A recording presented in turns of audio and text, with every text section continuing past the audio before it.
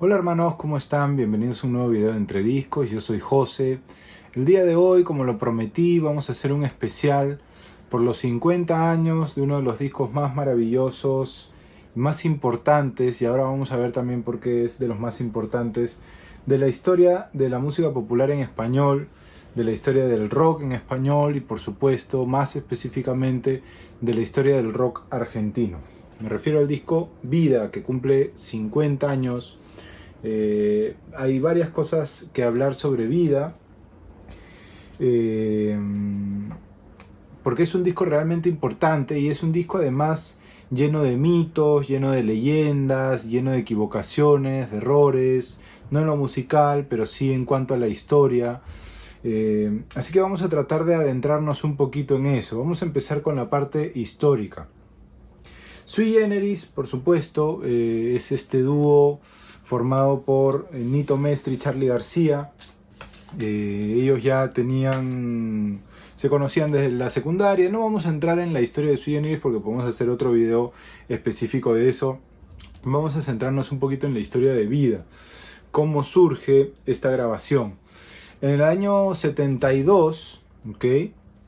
El Gordo Pierre era un personaje dentro de la música argentina, dentro del rock argentino principalmente, que según palabras de Billy Bond, era un proveedor de algunas sustancias, de algunas cosillas a todos los rockeros de la época. Y llegaba con distintas cosas y era amigo, además de todo, de Jorge Álvarez y demás, ¿verdad? El Gordo Pierre había conocido a Charly y a Nito tocando en algún lado, los había visto tocar, y va y les insiste, tanto a Billy Bond como a Jorge Álvarez. Ahora, hay distintas versiones sobre esto. Billy Bond dice que es él el primero que les dice ya vengan, los escucha él, escucha Canción para mi muerte, y decide contratarlos para Talent, ¿no? Que era la parte rockera o el subsello rockero de Microfón. Sin embargo, hay otras versiones que Jorge Álvarez dice que están los dos, que él también estaba. Jorge Álvarez era el productor, ¿verdad? Y el que se encargaba, junto con Billy Bond, de ver el catálogo que iba a tener Talent de Microfón. ¿Qué escuchan? Esta versión los invitan, que si yo les dice, bueno, insiste el Gordo Pierre y los invita a que toquen Canción para mi muerte, o que toquen algo, tocan Canción para mi muerte, se enloquecen porque suena muy bien, se quedan impresionados y deciden contratarlos. Esto es en el año 72. Ahora vamos a entrar un poco a las fechas porque hay varios debates, ¿sí? El primer debate es que históricamente siempre se ha considerado que este álbum, ahora vamos a ver versiones, también todas esas cosas, que este álbum sale a la venta el año 1972. Eso no es exacto, no es cierto, ¿ok? Si bien los discos en esta época y durante muchos años no tenían fechas, no estaban fechados, y la verdad que considerando que es un disco de rock, que es un disco de una discográfica, no quiero decir regional, pero una discográfica local, ¿no? Que solamente está en Argentina en ese momento, y que ahora pertenece además a Sony, es difícil tener distintos registros, un registro exacto, ¿ok? Hay algunas evidencias que nos llevan a la fecha que hoy tenemos en la mira, ¿ok? Si bien antes se pensaba que el disco había salido en 1972 e incluso en los registros de Sony Music, que ahora es dueña de Microfón, se dice que el disco sale el 16 de junio del 72. Eso es imposible. 16 de junio del 72, según Roque Di Pietro, estoy sacando la información de este libro que es maravilloso, los dos tomos, Esta noche toca Charly, el tomo 1 y el tomo 2, que son impecables. Están las datas a nivel de investigación de Charly más precisas. Se sabe que aparentemente esa fecha, en junio del 72, es en realidad la fecha en que ellos firman el contrato. No hay forma de que el disco se haya grabado ni siquiera en esas fechas. Se sabe que el disco se graba entre septiembre y octubre del año 72. Eso nos deja como margen un par de meses nada más que quedan del año 72 después de la grabación del disco. ¿Okay?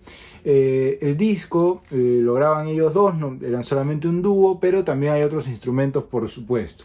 Recordemos que Talent, que Microphone, era como una especie de Blue Note, era como una especie de Motown, en donde había un grupo de músicos que grababan en varios discos, que intercambiaban en varios discos. ¿Qué eran estos músicos? Los músicos de la pesada del rock and roll. Entonces, graba Claudio Gavis, la guitarra eléctrica, graba Francisco Prati, la batería, graba Alejandro Medina, el bajo, viejo conocido por supuesto, y graba Jorge Pinchevsky, el violín.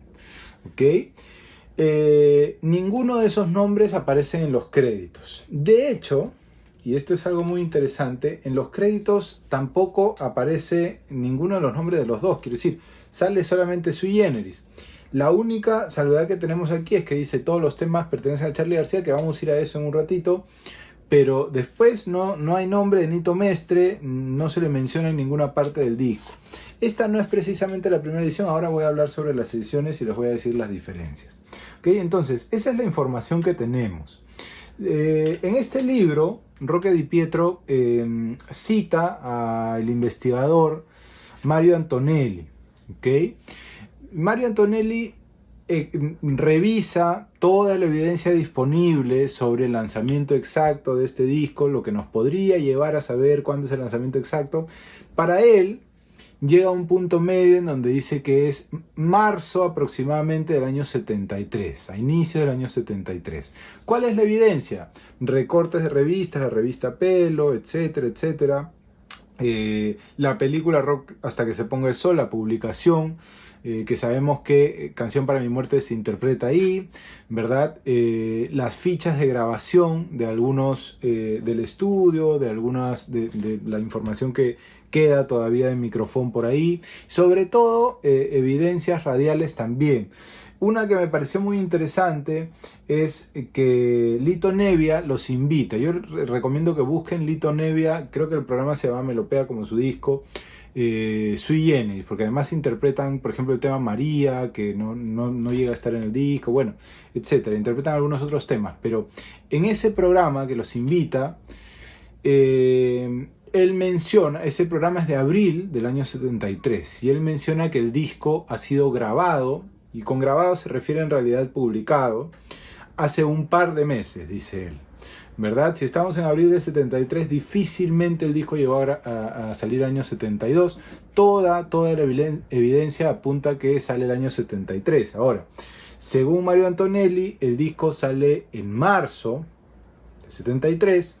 Según la información publicada por Sony Music, ahora, hace poquito, hace una semana, se celebran los 50 años en febrero del año 73.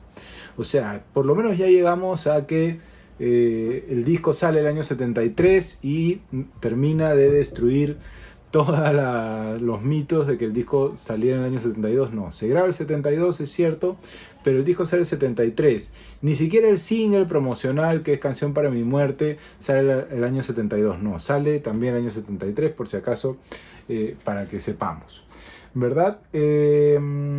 Bien, este disco es importante por algunas cosas bastante interesantes, a las cuales vamos a ir en un momento. ¿Qué tal es la crítica con este disco? Este disco es un éxito, y por eso es tan importante. Es un éxito comercial.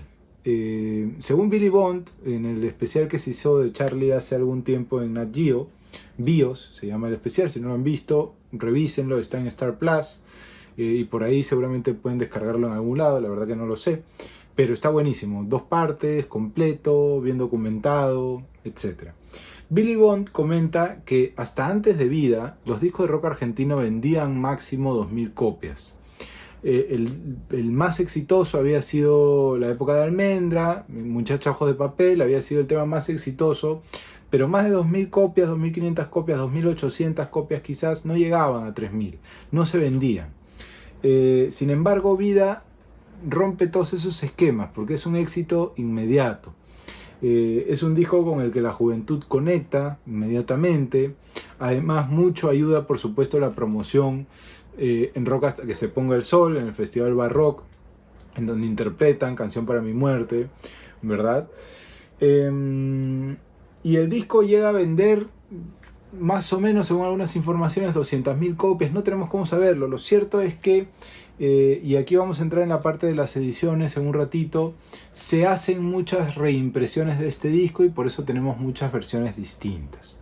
¿Ok? Eso es algo que hay que revisar. Bien, estábamos hablando sobre la importancia de este disco, ¿verdad? Es el primer disco de rock argentino que vende mucho y que hace que Microfón y Talent se den cuenta, oye, el rock argentino realmente es un negocio más allá de un capricho y de que, bueno, sí hay un público joven, un nicho. No, esto va a funcionar. No estoy seguro de esta información, pero yo creería, por lo que he revisado, que es, no sé si el primero, pero quizás uno de los primeros discos de rock argentino que se reeditan en Estados Unidos, que tienen ediciones americanas, ¿ok? Con otra tapa. Voy a poner la tapa aquí, en realidad la tapa corresponde al sencillo promocional. Pero eso es, bueno, una buena noticia. Quiero decir, eso nos demuestra la importancia de este disco, lo bien que le fue, lo bien que vendió, ¿ok? Es un disco muy juvenil. Cuando ya nos pasamos a la parte de composiciones, vamos a pasar tema por tema, al estilo musical. Es un disco de folk, pero bordeando el blues, y esto es algo que podríamos llegar a explicar, quiero decir, si queremos explicar las ventas de este disco versus otros discos maravillosos como los discos de Pescado Rabioso, de Papos Blues y demás, ¿no? O de mismo Billy Bond. Este es un disco mucho más digerible. ¿Okay? Es un disco mucho más digerible. Es un disco que tiene matices de blues, pero también tiene tango, pero también tiene rock, también tiene folk, por supuesto, guitarras acústicas, pianos acústicos, estos pianos honky tonk, pianos verticales, ¿verdad? Las dos voces, el dúo y sobre todo la temática. Es una temática adolescente, juvenil, de amor, desamor. Es un adolescente afrontando la vida, y qué más puede conectar con el público joven que eso, por supuesto, la juventud, enfrentarse a ciertos problemas de la vida, ¿verdad? ¿Qué tal el empaque? Bueno, el empaque es bastante sencillo. Sobre la tapa hay una anécdota muy interesante, según también las investigaciones de Roque Di Pietro, a quien no hay nada más que agradecerle a todos los fans de Charlie, porque está toda la información exacta en sus libros y además sabe, no hay nadie que sepa más que él. Pero lo que se sabe sobre esta tapa es que en realidad las tapas de Microfón las hacía Juan Gatti, que ya se encarga de hacer las siguientes tapas de Sui Generis, ¿no? Confesiones de Invierno, Instituciones, que hablamos de instituciones, y todas las tapas de Microfón. ¿Qué es lo que sucede? A Gatti lo meten preso antes de que este disco se publique y no llega a ser la tapa. Entonces hacen una tapa genérica, una tapa improvisada, una tapa rápida, y sale esto, ¿verdad? Toman esta fotografía muy cerca de la casa o al departamento que tenía la familia García desde que Charlie era chico y demás, ¿no? O joven o lo que sea. Toman esta foto que en realidad es una superposición de dos fotografías, ¿no? Una fotografía de ellos dos con, en realidad es un reflejo. Según lo que explican, esto de acá está tomado exactamente desde el departamento en el 9º B de la familia García, la casa de la mamá de Charlie, ¿verdad?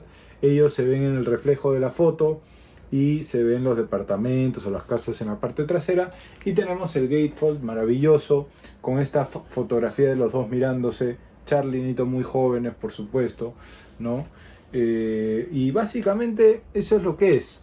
El fotógrafo era norteamericano, algo tiene que ver con la música también, su papá o su hijo, no estoy seguro, pero no nos vamos a meter tanto en la tapa. Para eso está el canal de Emiliano Arellano, que es excelente y que siempre habla sobre las tapas, pero bueno, me robé un poquito ahí su onda. Sobre la tapa, además, la revista Pelo publicó que era lo único malo del disco, que el disco era maravilloso, pero que la tapa era un desastre, y no solo por el arte, quiero decir, sino se referían principalmente a que la tapa sea gatefold, porque según ellos la fotografía dentro del gatefold no valía la pena, era innecesario que hicieran un gatefold, y realmente era unas ganas de sacarle plata a la gente. Yo no coincido, me parece una fotografía buena, pero vaya uno a saber. Bien, entonces vamos a ir tema por tema. ¿Qué temas trae este disco? El primero, Canción para mi muerte, por supuesto, uno de los temas. Es como el Muchacho Ojos de Papel de Spinetta, pero es la versión de Charlie, ¿no? Y no me refiero a versión, por favor no me malentiendan, que no tiene nada que ver. Me refiero a que es uno de esos temas clásicos que Charlie ya se cansaría de tocar seguramente, pero que la gente le iba a seguir pidiendo y le sigue pidiendo hasta el día de hoy en cualquier show, y lo tiene que incluir cada cierto tiempo si le provoca, por supuesto, porque Charlie hace siempre lo que le da ganas. Es un tema perfecto, pop, es un tema que Charlie escribe además en el servicio militar obligatorio, porque se toma una serie de pastillas para que lo dejen salir, pero casi se muere, entonces hace Canción para mi muerte. Luego viene el tema Necesito, un tema fresco, hasta gracioso se puede decir, con la flauta de Nito, impecable, muy bonito, muy bien cantado, además un tema corto. Luego viene Dime quién me lo robó, es el tema más largo de todo el disco, 5 minutos 30 según la data oficial que está aquí. Es un tema un poquito más heavy que los anteriores. Si bien en el primero se habla de la muerte, es un poco más inocente de mi punto de vista la cosa, por más de que tiene pasajes en la letra muy interesantes y muy profundos además, pero Dime quién me lo robó quizás es... me arriesgaría a decir que sea autodescubrimiento en lo difícil que puede ser la vida para un adolescente. De repente, me estoy equivocando, es una interpretación personal, por favor no se lo tomen tan en serio. Viene Estación, después, tema cortito, 1 minuto 28, imagínense. Siempre me pareció muy corto ese tema, pero bueno, es un tema pop, es un tema radial, 1 minuto 28, imagínense todas las veces que deben haber pasado ese tema en la radio, vaya uno a saber. Viene el blues para cerrar la primera cara, la cara A. Toma 2 blues, ¿verdad? Con solos instrumentales. En realidad es yo les diría que más un capricho de hacer un blues y de hacer una especie de jamming, una improvisación en el medio donde todos hablan un poquito, ¿verdad? No sé si a Nito le habrá contentado tanto hacer ese Toma 2 blues, pero quizás, vaya uno a saber. El lado 2 abre con un tema que es realmente hermoso. Natalio Ruiz. Coma, el hombrecito del sombrero gris. Depende de cómo uno lo quiera titular. Bueno, no es necesario que lo digamos. Vamos a ver las distintas sesiones, vamos a ver las diferencias. Hay un tema con Natalio Ruiz. Natalio Ruiz es el único tema del disco que Charlie no escribe solo. Lo hace con Mario Carlos Piegari, que había pertenecido a Sui Generis antes de la publicación del disco y no tuvo nada que ver, de hecho no graban ni nada por el estilo. Había una serie de temas que habían compuesto juntos, sin embargo ninguno se incluye en el disco excepto Natalio Ruiz. Sin embargo, en la edición original sale todos los temas pertenecen a Charly García. Recordemos que Charly, antes de ser Charly con Y, era Charly E, ¿no? Charly García hasta La máquina de hacer pájaros recién empieza a ser Charly. Como lo conocemos con Y, ¿verdad? No se incluyen los créditos ni tampoco en la etiqueta del disco. Se iba a denunciar después y se iba a corregir esto para una edición en CD que les voy a enseñar en un rato, que es la última edición en CD, recién, porque antes de eso seguía diciendo todos los temas pertenecen a Charly García. Y en el Adiós Sui Generis que se incluye este tema, sí sale el nombre y los créditos de Mario Carlos Piegari como co-compositor o coautor del tema, perdón. Luego viene el tema Mariel y el Capitán, ¿cierto? Que es un tema muy bonito. Bueno, sobre Natalio Ruiz es un temón, me parece uno de los temas más sólidos del disco. Me gusta mucho además. Pero bien, Mariel y el Capitán. Mariel y el Capitán es uno de los primeros temas que a mí me conecta con este disco. No voy a hablar de mi experiencia personal necesariamente con el disco, pero hay un detalle. Todas las ediciones en vinilo, o por lo menos las primeras ediciones, pero me parece, según lo que he revisado, que todas las ediciones traen un misprint. Un misprint que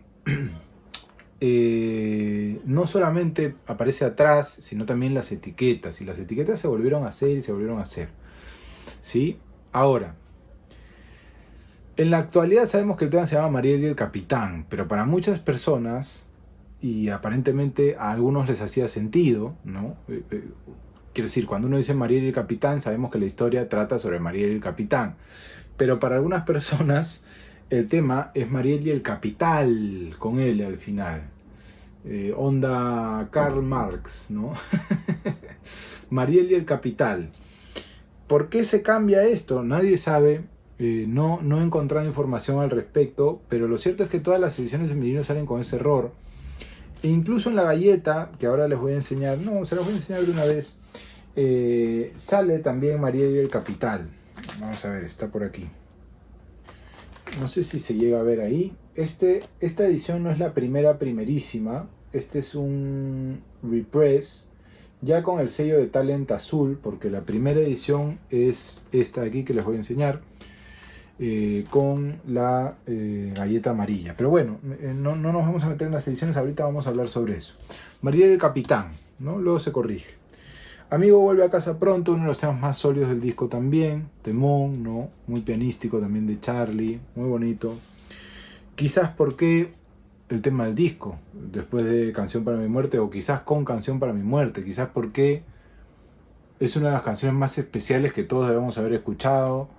Todos hemos pensado en alguien, escuchando Quizás por qué, todos le hemos dedicado a alguien Quizás por qué, y a todos nos hace pensar algo, Quizás por qué, porque es un tema de amor maravilloso, ¿no? Y es muy especial, además. Luego viene Cuando comenzamos a nacer. Es un temón Cuando comenzamos a nacer. Es Charlie en uno de sus primeros cuestionamientos a sí mismo, a la vida, a su comportamiento, ¿verdad? Cuando comenzamos a nacer no se iba a llamar así. El tema originalmente se iba a llamar Vida, según lo que dice Nito Mestre, según lo que he podido investigar. Sin embargo, antes en SADAIC, que es la Asociación de Compositores de Argentina, antes, en los años 70, no se dejaba, y hasta los años 80, creo, entrados, finalizados los 90 casi, no se dejaba registrar ningún tema que tuviera un duplicado. Quiero decir, si ya había existido alguien que hubiera registrado un tema con el nombre Vida, no se volvía a poder registrar un tema que se vuelva a llamar Vida. Tenían que cambiarle el nombre. Entonces le ponen Cuando comenzamos a nacer, pero originalmente ellos lo conocían como Vida. Y esto no es la primera vez que pasa. Quiero decir, en el primer disco de David Lebón, Charlie cuenta que con la esposa de David, con la novia de David, van a registrar los temas y les rebotan todos los títulos, entonces empiezan a inventarse cualquier cosa, 32 macetas, 2 edificios dorados, casa de arañas, bueno, etcétera, etcétera. Todos los temas casi con nombres inventados. Los nombres originalmente eran otros, pero se los rebotan. Va a pasar exactamente lo mismo en el Piano Bar. El tema no se va a llamar Mi Amor, se va a llamar Mi Amor. Pero como le rebotan el título, Charlie dice, bueno, no me dejan poner Mi Amor, le voy a poner No se va a llamar Mi Amor, ¿no? Y así, seguramente existirían muchos títulos, pero en la historia de García más o menos va por ahí de los que recuerdo. Y finalmente termina con Posludio, un tema instrumental hermoso, que después, quiero decir, la parte pianística la tocaba Charlie en el solo de, cuando tocaba en vivo un cisne, usualmente incluía ahí el Posludio un poquito, lo podemos escuchar en la Dios Sui Generis, si a alguien le interesa. Es una exposición pianística de Charlie maravillosa, y desde ahí empieza a dibujar lo que iba a ser su historia musical, ¿verdad? Bien, vamos a ir a las ediciones. Esta, como les decía, no es la primera edición en vinilo, sí es de época. No tenemos cómo saber, porque según Discogs, las primeras ediciones eran del 72, desde ahí está mal Discogs, ¿no? Lo que sí sabemos es, en cuanto a los sellos, ¿no? Quiero decir, no sé qué año sale, yo creo que debe haber sido el año 73, o quizás incluso el año 74, no lo sé, alguien me podrá corregir. Lo cierto es que este sello no pertenece a, quiero decir, es posterior al sello amarillo, que les voy a dejar una foto acá nuevamente, de la primera edición de este disco, ¿no? El sello amarillo pertenece son los sellos que antes hacía Microfón, y luego incluye estos, y luego va a incluir los que salen ya después en el 74 75 con el arbolito ese que parece un poco. Les voy a dejar acá también esta edición. Lo cierto es que Discogs presenta 3 ediciones del año 72, lo estoy viendo acá mismo, 2 ediciones del año 74, para que vean cuántas veces se reprensó este disco y cuánta demanda había, ¿ok? La edición que yo tengo no suena muy bien. Además, bueno, está bastante rayadita, tiene varias cositas, ¿no? Por ahí la pueden ver. Igual se deja escuchar, ¿ah? Tiene un par de saltos y demás, pero le tengo mucho cariño, por eso no me deshago de ella. Es de este vinilo que, o sea, al tacto, no sé si escuchan ahí, pero es como, suena vinilo duro, no sé cómo explicarlo, no lo siento tan flexible, y no por el grosor, sino que siento que es un plástico más brillante, ¿no? La verdad que no sé cómo explicarlo. Si alguno tiene esta edición sabrá entenderme, porque seguramente siente exactamente lo mismo. El sonido nunca fue muy bueno, lo grabaron con un presupuesto muy reducido, pero la música estaba muy bien hecha. Charlie siempre se quejó de que había muchas desafinaciones, pero bueno, es lo que había, y es lo que tenemos hasta el día de hoy, ¿verdad? Luego salen en el 75 dos ediciones españolas, según lo que sabemos, bueno, la promo y la común, la de siempre. La edición norteamericana con esta tapa, que ya les decía, ¿no? De Microphone Estados Unidos, el 75, Uruguay 76, Chile 77, bueno, etcétera, etcétera. Podemos quedarnos acá, las ediciones del año 85, que ya sabemos que tenían aquí el 20 años de rock argentino, ediciones en cassette y demás. Salió una edición peruana en cassette. Yo me acuerdo haber visto en algún momento una edición peruana en vinilo. Ah, sí, una edición peruana en vinilo. Perdonen que yo estoy mirando el Discogs acá, que tenía, les voy a dejar la foto de todas maneras, pero era la tapa muy mal fotocopiada y decía aquí Charly García, y Charlie E. García además. Y ya en el año 86, es un despelote. Lo que pasa es que Charlie se hace muy... Sui Generis llega con mucha fuerza al Perú, sobre todo en los años 80, ¿okay? En los años 80 llega, sobre todo con la popularidad de García que ya tenía y demás, y se reeditan, la máxima, como todos los mercados, se empiezan a reeditar catálogos, ¿verdad? Porque WEA en ese momento tenía el catálogo de los 3 nuevos discos de Charly García, que eran Yendo a la Cama, Clics Modernos, Piano Bar. Pero los discos de Microphone y de Music Hall no los tenía nadie. Entonces una discográfica, Music Shop, no sé si con los derechos o qué más o demás, decide reeditar algunos títulos, entre ellos Vida, me parece que está el primero de Serú Girán, y por ahí debe haber alguno que otro más. No estoy seguro si hay uno más, de repente no, pero recuerdo esos dos por lo menos. Pero bien, no nos vamos a meter en el tema peruano, lo digo para toda la gente de Perú que me está viendo, que yo lo sé porque soy peruano también. Bien, vamos a entrar a las ediciones en específico. Yo tengo algunas cuantas. Esta es la única que tengo en vinilo. ¿Por qué? Porque no siento urgencia de hacerme del vinilo nuevo, que es el que me voy a hacer seguramente. No pienso comprar otro de época, porque yo sé que el sonido de los pases a digital no son malos, y ahí vamos a entrar, ¿ok? Yo ya les había mencionado en el disco de instituciones que la primera tanda de discos que Microphone manda a editar en Canadá es buena, más que buena, es muy buena, los transfers son bastante correctos. Aquí está la primera edición en vinilo de este disco, ¿okay? Tiene como fecha 1990, pero según Discogs sale el año 91, o no, está bien, año 90, bueno, vaya uno a saber cuál es. Lo cierto es que acá vamos a empezar con los matices de marrón de la tapa, ¿no? Esto es mucho más oscuro que esto, si nos damos cuenta. No sé si se ve ahí, seguramente que sí, espero que sí. Pero bueno, es mucho más oscuro. Tiene la fotografía recortada, parte de atrás amarilla, como venían los CDs en esa época, que siempre era la tapa lo que replicaban, pero no la contratapa. Disco de estos brillositos, ¿no? Este disco está muerto ya, esto no se puede ni escuchar, fíjense. Todas las veces que lo escuché, este es el primer CD que a mí me regalaron mis padres, porque era de ellos y lo escuchaban todo el santo día de Dios cuando yo era muy niño, y por supuesto que era lo único que yo quería escuchar todo el día. Entonces llegó un punto en que me lo regalaron y yo hice cualquier cosa. Pero bueno, acá está, ¿no? Este es el booklet, que está destruido también, pero bueno. Esta fotografía no pertenece a esta época, ya lo he conversado, pertenece a las sesiones de fotos de Confesiones de Invierno, pero bueno. Y acá también está, ¿no? Esto también es de Confesiones de Invierno y nada más que la información de los temas. Algo muy interesante es que acá todavía no se corrige el tema de Natalio Ruiz. Sigue saliendo como Charly García, ya Charly con Y, por supuesto, pero sigue saliendo como Charly García, el único autor. Por una cuestión de necesidad, yo me compré la edición que había disponible en una discotienda acá en Perú, que era una edición que es la más feíta de todas, la más feíta, ¿sí? Y ya ni siquiera tengo el empaque me deshice del empaque, o se perdió en algún momento, bueno, no lo sé, pero tengo el CD y tengo la tapa. Aquí. Esta es una edición chilena de esta tanda, voy a sacarlo de este sobre feo, pero es una edición chilena de la serie esta que sale, la remasterización digital de Sony, qué sé yo.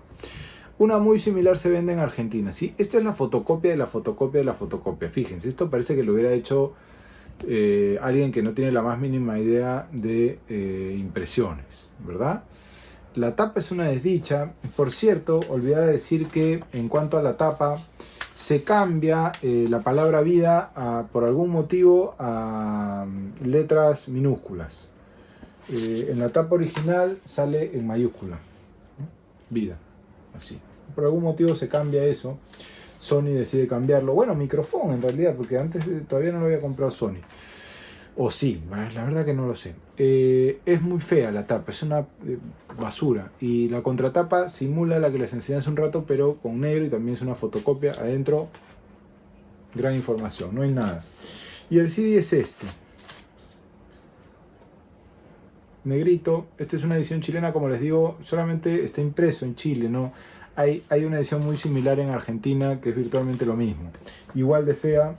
Pero el sonido sigue siendo el mismo, quiero decir, según lo que yo he podido, la conclusión que he llegado con el video que hicimos de instituciones, sí se vuelve a hacer un transfer, o por lo menos en ese disco, no sé si acá. Yo no veo muchas diferencias en estos dos sonidos, y no veo muchas diferencias con el vinilo original. De hecho, les diría que mi opinión está sesgada porque mi vinilo original está hecho trizas, entonces suena muy mal. Se deja escuchar, sí, etcétera, es bonito, lo que quieran, pero suena mal. Entonces los CDs me sirven como referencia, como la mejor referencia, digamos. Hacia el año 2003, Sony decide reeditar la discografía de Sui Generis, entre otras. Casi todo el catálogo del rock argentino, y los hace en mini vinilos, o así le dicen. Por primera vez se respeta la tapa original, con las proporciones originales, con un color más similar al original. Tengan en cuenta que esto tiene 50 años, ¿no?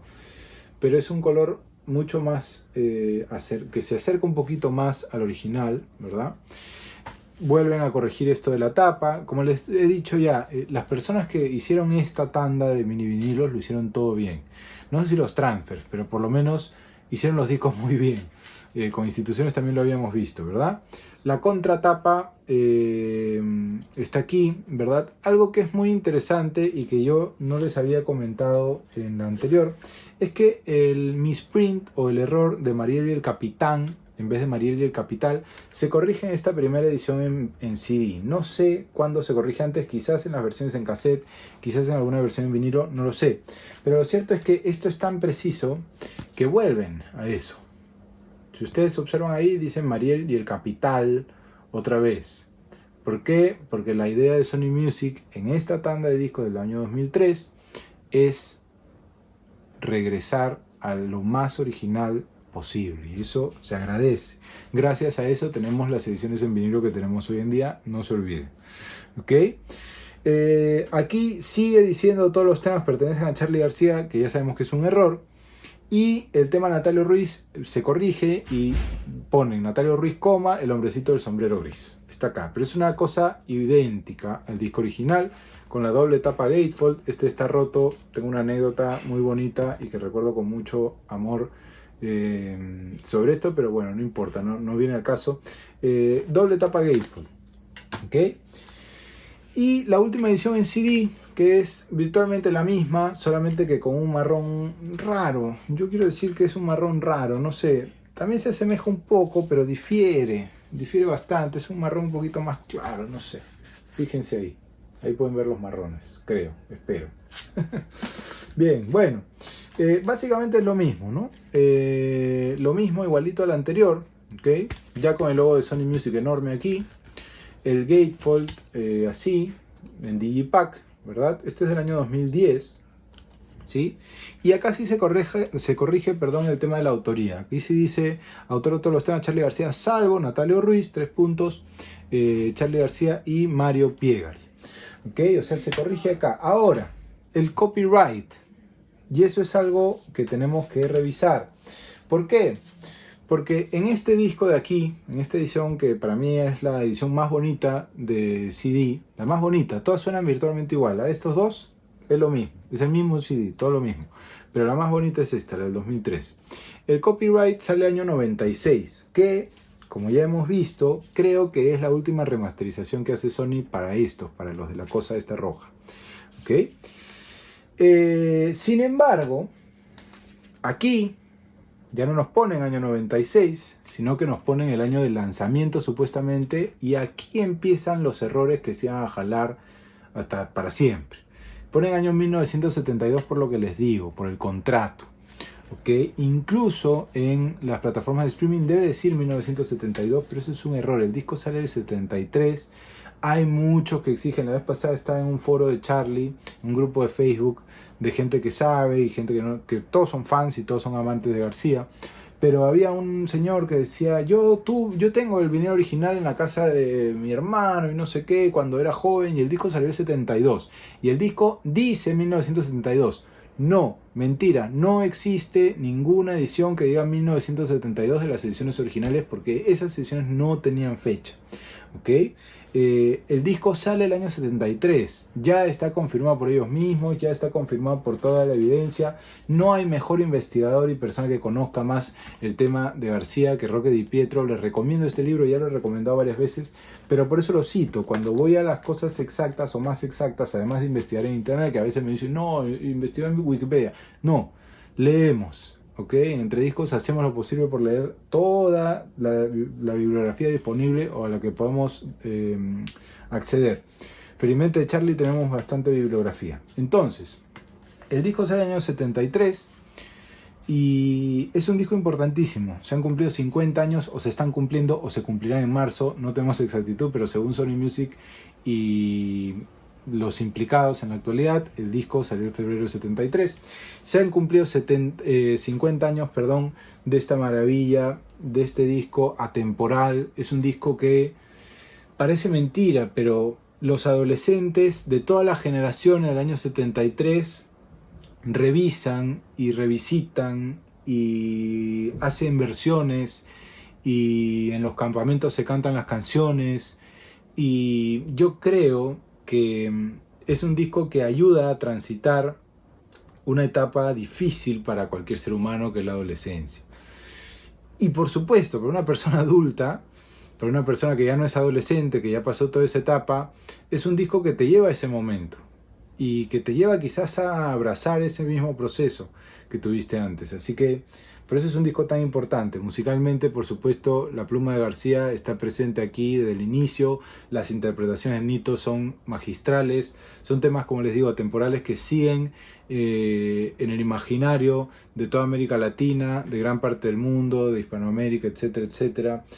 Y creo que además, por supuesto, en el repertorio de García a veces, ¿no? Ya sabemos que no toca mucho en vivo ya, lamentablemente.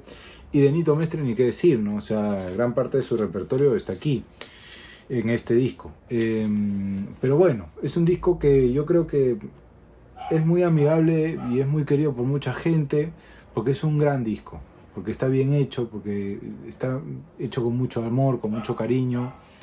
Y a nivel personal, haciendo una reflexión final, yo pienso eso, ¿no? Es un disco lleno de amor y lleno de ilusión de dos jóvenes que tenían el sueño de hacer un vinilo, un long play, y lo hicieron, y lo lograron, y fueron una revelación. Y ahí se empieza a escribir la historia de García y de Mestre, por supuesto, que también es importantísimo. Les agradezco mucho por haber visto este video. Me interesa saber cuál fue la primera vez que escucharon Sui Generis, Sui Generis no, cuál fue la primera vez que escucharon Vida, qué formatos de vida tienen, de vida no me refiero a su vida, sino al disco, cuál es la canción más especial para ustedes, si me quieren contar alguna anécdota sobre eso, genial. Si tienen la nueva versión en vinilo de Sony Music, que virtualmente debe sonar, no hemos hablado mucho del sonido porque, como ya les dije, los transfers son muy buenos y suenan bien. O sea, quiero decir, mejor que esto no va a sonar este disco. No, así existan las cintas originales, no se puede hacer nada. Quiero decir, las limitaciones tecnológicas y económicas en ese momento para el disco es así como suena, y suena bien, y está bien, ya envejeció bien, que es lo más importante. Yo me voy a hacer de esa versión en vinilo pronto, en algún momento seguramente, para tenerla de recuerdo nada más. Pero cuéntenme, ¿qué tal para los que tienen la experiencia? Ya sabemos lo del presaje argentino, que tenemos algunos problemitas, pero bueno, ahí va. Les agradezco mucho por haber visto este video. Larga vida a Vida, por supuesto, que vengan 50, 100, 200, 250 mil años más y que la gente lo siga recordando porque se lo merece. Y nos vemos en un próximo video. Estamos por grabar, ya estamos terminando la investigación de Música del Alma, las comparaciones en el programa. Ese sí va a ser quizás un video un poco más extenso porque hay mucho que hablar. Tengo casi todas las versiones disponibles de Música del Alma, así que viene un video bastante interesante sobre eso, que tiene que ver además con Sui Generis también, por supuesto, ¿por qué no? Así que ya nos vemos en un siguiente video, seguramente la semana que viene. Les mando un abrazo y un beso, que estén muy bien y nos encontramos a la próxima. Muchas gracias.